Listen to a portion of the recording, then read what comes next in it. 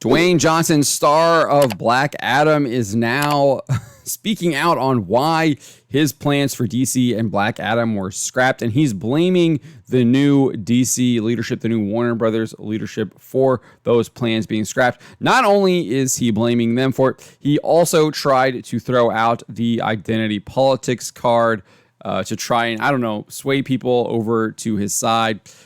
Just utterly sick and disgusting. Anytime someone kind of throws that out, you almost just immediately dismiss it because it is indeed just a shield, a fake shield at that is trying to it's trying to distract you from maybe what really went on. But let's get into this here. He appeared on Peacock's Heart to Heart with Kevin Hart, who asked him, I want to know why, especially when there's such a successful opening. You seem to have the appetite from your fan base. For me, what's the reason or reasons for the stopping of Black Adam? I think that's a bit of a loaded question. I think Kevin Hart might have his facts wrong there. It might have had a decent opening weekend, but an opening weekend does not indeed show the entire picture, the total box office run. As we'll get into here, Black Adam did indeed lose money for the Warner Brothers pictures. So, nevertheless, Johnson responded. He said, I think that Black Adam got caught in a vortex of new leadership, and at that time, as we were creating Black Adam, developing it, shooting Black Adam, we got knocked down a little bit because of COVID, and the shutdowns got back up. There were so many changes in leadership, and as you know, anytime you have a company, but especially that size and magnitude, that's a publicly traded company, and you have all those changes in leadership, you have people coming in who creatively, fiscally are going to make decisions that you may not agree with philosophically. So I don't think there's anything wrong here. I think this is what a lot of people saw. That's what I saw. You had David Zaslav come in. He had a very different idea on how DC was going to be run. He really wanted to get DC back on track. He wanted to do a flagship Superman movie. He didn't understand why they weren't doing a Superman movie, seeing him as one of the pinnacle of DC. And he wanted to really embrace the IP that DC has. And he wasn't understanding why they might have been doing these C-tier, D-tier characters like Black Adam. And He had a new vision, and he went with the vision that he had. He picked James Gunn and Peter Safran to be CEOs, and obviously he wants to probably reduce costs on what they're making. We're seeing this across the board in Hollywood. You want to keep those costs low so you can have those profits high if you do indeed get big box office revenues. But in case if you don't get those big box office revenues, you don't have to cover as much of those big costs. So nothing wrong here. I think this is anyone who has been watching this or even peripherally watching this, I think this is very obvious to them. And then Dwayne Johnson went on and reiterated saying, so I think Black Adam was one of those movies that got caught in that web of new leadership. And that will always be one of the biggest mysteries, I think, not only for me and us on our end, but also throughout our business, because that's a Kevin question, referring to Kevin Hart. That was a question out of Wall Street. That was a question out of Hollywood. He then posited all the things he had going in favor for the film and noted how it did not get a release in China. He said, wait a second, you had the biggest opening of your career. Sure, no China. That could have been maybe 100, maybe 200 million more. You're establishing a new superhero. You want to grow out the new franchise. You bring back Superman and Henry Cavill. The world went crazy. However, this is when he kind of just derails everything he had going for him here. He throws out the identity politics cards, and he says, and also too, you were texting me this on opening weekend, is we created a diverse superhero portfolio where we had just men and women of color, in Black Adam 2 as well. So he already had plans for this Black Adam 2. He's obviously, it sounds like that what they were doing with Eternals, they were baking in the identity politics into this film. We knew that they had race swapped a number of characters. They were doing sexual orientation stuff. You had obviously you have this race swap here with Hawkman. So they're doing all kinds of that stuff too. And when you do that stuff, usually that's the vision that's in, and that affects the film. I haven't seen the film, so I can't really judge that on that. But because of that, I was obviously turned off from the film. But later on, what I found interesting, and I didn't include this in the article, but Kevin Hart does basically I don't really want to talk about that. He dismisses Dwayne Johnson's identity politics play. He kind of saw it coming, I guess, and he didn't really like maybe that Dwayne Johnson tried to throw him in that with the text messaging and stuff like that, even if he did it or not. But he basically completely tried to redirect it from that and was more interested in maybe what happened with the leadership and everything like that, and the different creative and maybe economic decisions that went into it.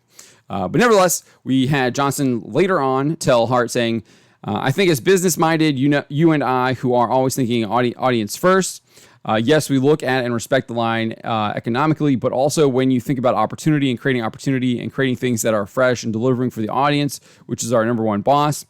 When that wasn't looked at through that lens, it makes things a little bit more challenging, I think, for guys like you and I, where you go, are you sure you want to do this? So again, he's putting the blame on the leadership. He's questioning their creative decisions.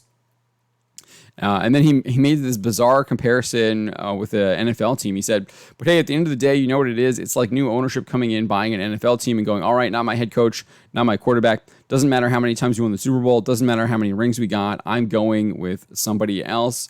I don't really feel like NFL ownership changes a lot. I can definitely see ownership coming in and being like, hey, man, you're sucking. We're getting someone new. Or maybe ownership brings in a new general manager and they don't want to deal with the coach or the quarterback. But usually if you're doing that, you're probably struggling with that coach and quarterback at the end of the day. And so maybe you want something new or fresh, get some new eyes on it, get some new plays, get some new strategy, maybe get a new person in there to maybe be a better leader, et cetera, et cetera. But I just, the comparison he made, it doesn't really make any sense to me. It's just weird. But as I promised earlier, here are the Black Adam box office numbers. It had a domestic opening weekend of $67 million. It went on to gross $168.1 million domestically and another $223.1 million internationally for a global gross of $391.2 million. It then earned another $6.5 million in domestic sales from the DVD and Blu-ray sales. I think the conservative estimate on this is that it had a production budget of $200 million, which means, again, on the conservative end, the movie needed to gross at least $500 million to break even. Using this conservative estimate as the break-even point, the film lost Warner Brothers Pictures around $65.2 million. However, there's reports that this production budget was somewhere around like $260 million or even higher. So that means the losses would be even greater. So that again, like that question that Kevin Hart had, that's not a really good question because indeed the financials didn't look really well for Black Adam, and Black Adam was basically scrapped a month after the film came out in the theaters when it was very clear that it was not going to be a profitable film. We also had this report in January from Variety where they cited an anonymous source saying that Dwayne Johnson's demands increased and the returns just weren't there, obviously referring to the box office. But the report also went on to talk about how he directly pitched CEO David Zaslav on a multi-year plan for Black Adam and a Cavill-led Superman in which the two properties would interweave, setting up a Superman versus Black Adam showdown. Apparently, this ruffled people's feathers at Warner Brothers.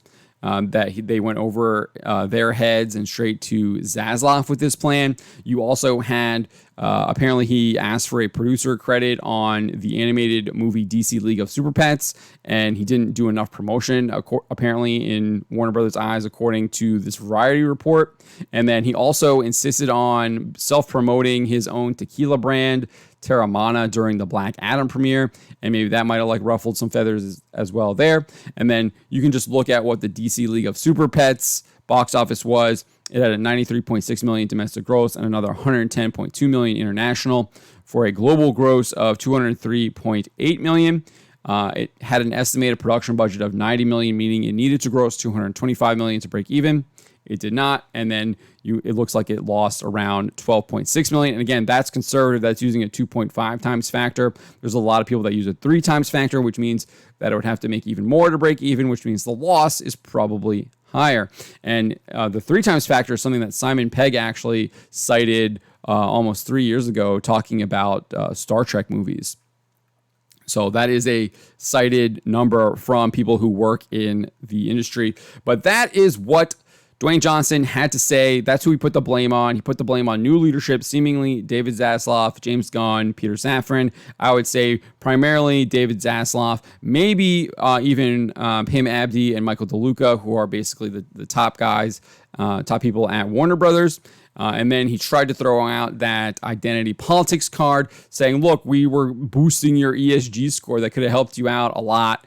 How dare you cut our film that was showing off all this diversity, you bunch of racists. And that just sickens me that people try and do that and play that card when they had a creative and economic difference, which Dwayne Johnson admitted that they had, but he still decided to throw that out there, knowing that that would be chum in the water for the wokes. So I really don't have any patience for stuff like that, and I probably won't be supporting anything this guy does in the future. Subscribe for more.